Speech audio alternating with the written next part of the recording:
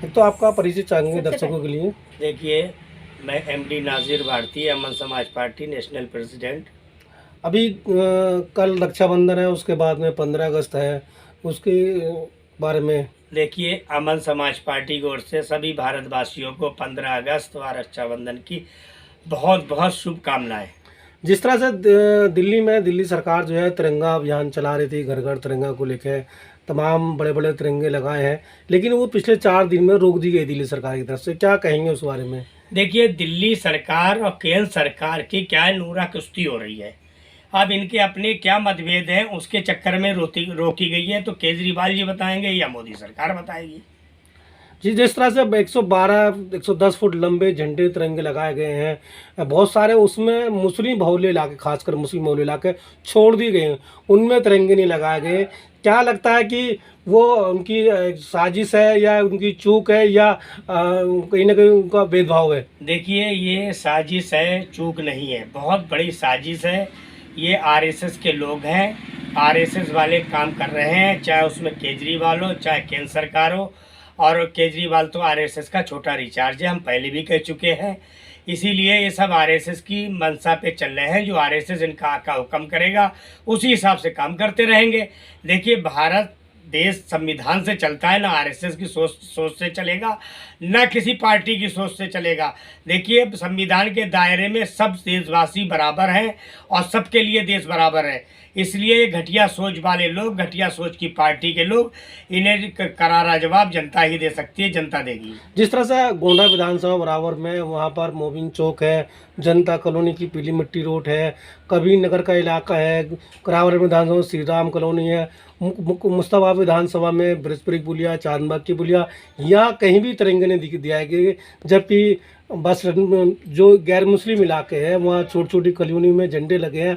तो ऐसे में जो मुस्लिम समाज के लीडर है या जो मुस्लिम समाज में राजनीति कर रहे हैं वो चुप क्यों हैं? देखिए, मुस्लिम समाज के जो लीडर हैं वो एक तरीके से चमचागिरी करते हैं। जिस दिन वो अपनी बात रखने की हिम्मत रखेंगे, अपनी जनता के लिए, अपने समुदाय के लोग लिए एक मैसेज देंगे सरकारों को, सरकारों से। देखिए, इस तरीके से आपको हम पहले बता चुके हैं। देखिए, राजनीति बहुत गंदी चल रही है।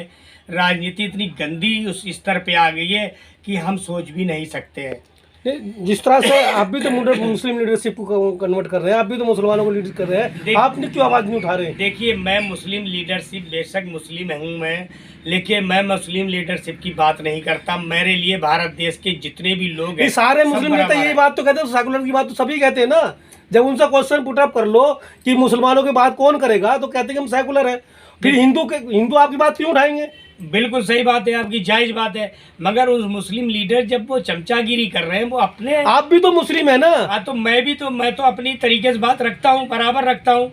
केजरीवाल सरकार के खिलाफ भी रखता हूँ, केंद्र सरकार के खिलाफ भी रखता हूँ। जहाँ तक मुस्लिमों के साथ ज्यादती होती है, हर मुद्दे पे अमन समाज पार्टी देश की आज़ादी, देश और यही नहीं, चाहे किसी भी समुदाय के लोगों के साथ ज्यादती होती है, अमन समाज पार्टी सबके मुद्दे उठाती है। मैं तिरंगे झंडे की बात कर रहा हूं। आपको नहीं लगता कि करोड़ों रुपए लगा के और ये तिरंगे झंडे लगाए जा रहे हैं, क्या इसकी जरूरत थी?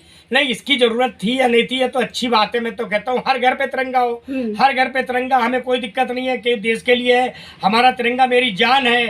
तिरंगा, अपनी जान को आदमी जुदा नहीं कर सकता। ठीक है, हम तो चाहते हैं हर गली, हर नुक्कड़ पे तिरंगा लगे। मगर इन केजरीवाल सरकार और केंद्र सरकार के मुंह पे तमाचा है कि मुस्लिम बहुबल क्षेत्र आपने क्यों छोड़ा। इसका जवाब केजरीवाल सरकार भी दे और केंद्र सरकार भी दे।